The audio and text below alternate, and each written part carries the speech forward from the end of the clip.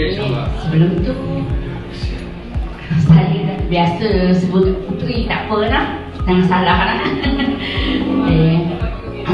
Macam ni, cerita Kak Puteri ni kira dah selalu pengsan setiap minggu. Setiap minggu mesti pengsan. Sebab tekanan darah rendah ya. Kemudian kalau kata 3 kali tu biasalah, kadang-kadang sampai jadi 4 atau 5 kali dalam satu minggu. Lepas tu bila dah pengsan-pengsan, jatuh selalu, kepala pun kira ada pendarahan beku di otak lah. Bila ada pendarahan beku di otak tu, selalu kira macam lumpuh lah badan kan. Semua tak boleh buat apa, tak boleh bergerak apa.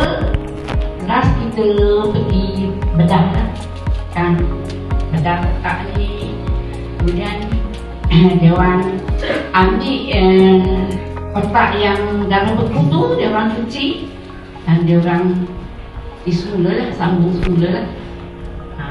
Dan duduk dekat atas kursi roda selepas pembedahan tu 2 tahun tak boleh buat apa. Memang tak ingat apa, memang tak boleh buat apa, semua mengharap Tuhan ya. Selepas pembedahan tu ada jenis sel kan, jenis sel lah kita katakan. Kak Puteri ambil stem sel tu, Kak Puteri minum stem sel tu. Masa tu Kak Puteri ambil sebanyak 3 kali lah masa awal. Masa awal tu Kak Puteri ambil 3 kali lah stem sel tu.